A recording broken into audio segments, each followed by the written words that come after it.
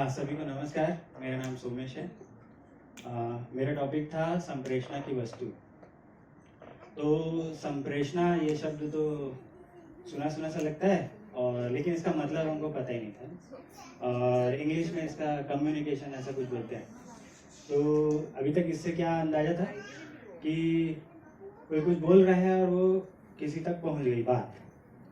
तो इसी बात पहुंच रही है, उसको कम्युनिकेशन बोल रहे हैं। तो उसमें पहुंच क्या रहा है? कोई बात है, वही वस्तु है क्या?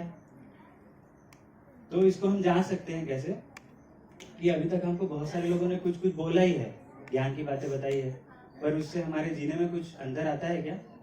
कोई मोटिवेशन करता है, कुछ बोलता है तो हम लग पड़ते हैं कुछ काम करने के लिए। उसके बाद फिर कुछ समय के बाद ऐसा होता है कि वो काम नहीं करता है ना, जीना फिर वैसे ही हो जाता है। तो इसकी वस्तु क्या है? तो हम अब जो मध्यस्थ दर्शन सहअस्तित्ववाद से जो हमको सूचना मिली, उसके आधार पे हम बता पाते हैं कि संप्रेषणा कब होती है, जब किसी इसको हम ऐसे देखते हैं कि सम्यक्ता की प्रेषणा है ना।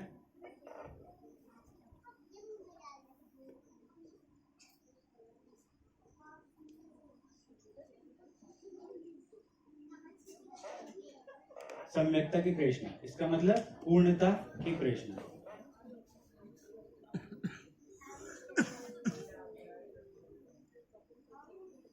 यानी पूर्णता ही प्रेषित होती है। अब इसको हम ऐसे देख सकते हैं कि अभी तक लाइफ में हमको जितने भी लोग मिलते हैं, है ना, माँ बाप भाई बहन, ये सारे लोग, दोस्त जो भी होते हैं, हम ये देख पाते हैं कि हम एक एक समय के बाद सबको रिजेक्ट करते जाते हैं। और उसका कारण क्या है? कि हम पूर्णता की तलाश में होते हैं, है ना। तो पूर्णता क्या है? वो एक ऐसी स्थिति है जिसमें ये लग जाता है कि हाँ भाई ये सुखी है ना। तो ऐसा हम देख ही नहीं पाते किसी को। और अब ये पूर्णता की तलाश हमको क्यों है, इसका भी कारण हम जान सकते हैं। अब ये दर्शन से हमको ये क्या पता चलता है कि कोई सह अस्तित्व नाम की कोई चीज है।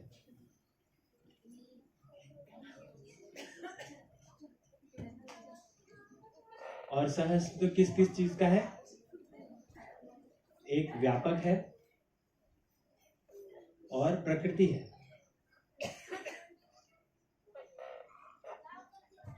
तो व्यापक जिसको कभी कभी हम ईश्वर के नाम से पहले जानते ही थे, और अब ये क्या है? प्रकृति व्यापक में डूबी भीगी गिरी है, ये अब नई सूचना हमको मिल गई। और उसकी वजह से क्या है कि प्रकृति का जो भी अंश है, जो भी इकाई है, वो पूर्णता की ओर अग्रसर है, पूर्णता के लिए क्रियाशील है। तो उसमें मानव भी शामिल है, वो भी एक प्रकृति का हिस्सा है। इस वजह से वो भी पूर्णता की ओर अग्रसर है। तो जो भी हमको पूर्ण दिखेगा, हम उसकी तरफ आगे बढ़ेंगे। तो एक समय तक माँ को देखते हैं, फिर पिता को, फिर भाई बंधु जो भी हैं हमको मिलते जाते हैं। तो जिसमें भी कुछ हमको प्रेरित करता है, हम उसको फिर अनुकरण करने लगते हैं, अनुसरण करने लगते हैं। ऐसा सोचते हैं कि हमको भी वो चीज रिसीव हो जाएगी, यानी कि प्रेषित हो जाएगी उसकी तरफ से। तो अब तो पूर्णता क्या है, अब इसको देख लेते हैं।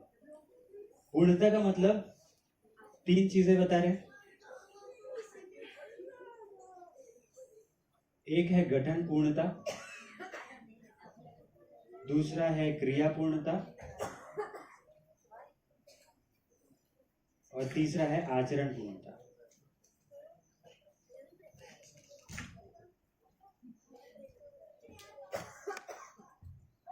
तो इनकी परिभाषाएं देख लेते हैं।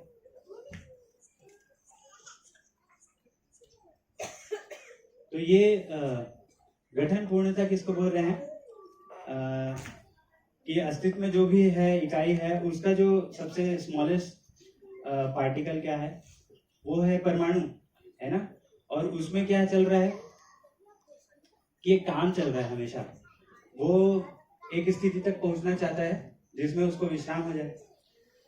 और ये क्या हो रहा है कि उसमें जो अंश है उसको या तो वो कम कर रहा है या ज्यादा कर रहा है, किसी एक जगह पे बैलेंस करना चाह रहा है, ये हम देखते हैं। तो एक स्थिति ऐसी बनती है जब ये बैलेंस हो जाता है ना, जिसमें हम देखते हैं कि एक वो पूरे 61 अंश का एक परमाणु बनता है। इसी को हम बोल रहे हैं कि ये चैतन्य परमाणु होता है।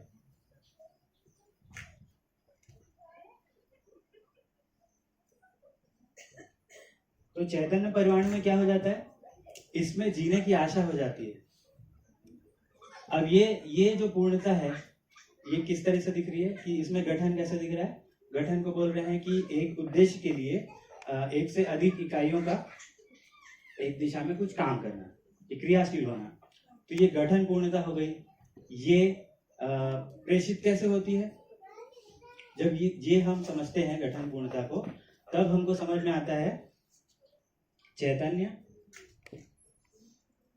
और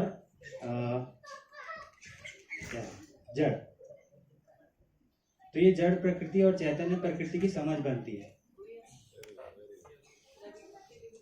फिर देखते हैं क्रिया पूर्णता। क्रिया पूर्णता का मतलब ये कह रहा है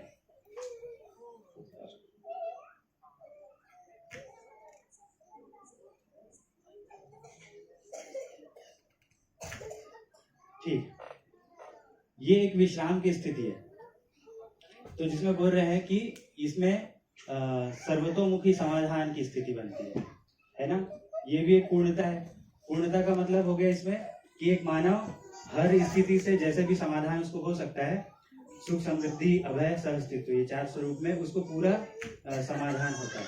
तो इसको बोल रहे हैं हम क्रिया पूर्णता। और इसको परमाणु के अंश रूप में या फिर जीवन जो परमाणु है, चैतन्य परमाणु, उसके रूप में भी इसको देख सकते हैं कि क्रिया पूर्णता का मतलब क्या है। अभी जो है स्थिति भ्रमित अवस्था में, उसमें क्रियाएं हम 4.5 क्रियाओं में ही लगे रहते हैं ना।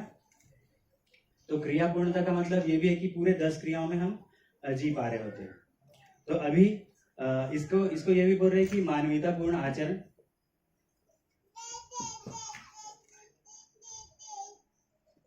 या जागृति।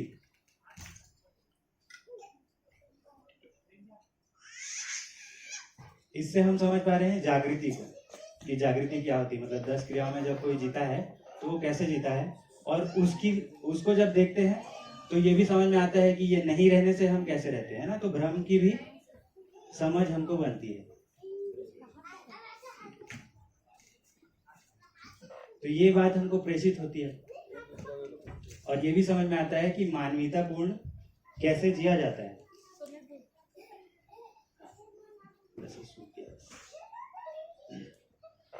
फिर आचरण पूर्णता में बात कर रहे हैं।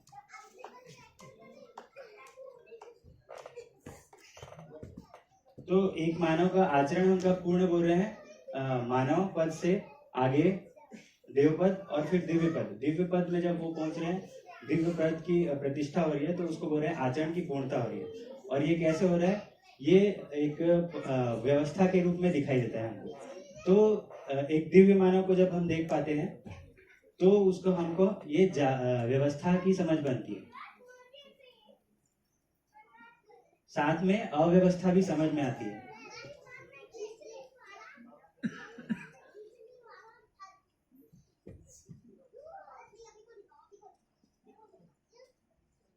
अब ये जब हमको समझ में आता है, इन चीजों को समझने से हम में एक समाधान की स्थिति बनती है।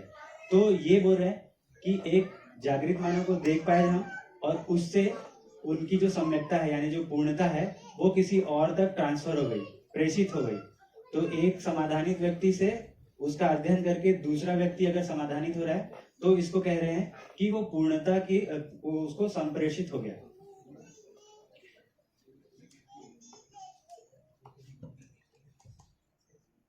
तो अभी तक मैं इतना ही समझ पाया हूँ। अगर आपको कुछ पूछना है तो आप पूछ सकते हैं।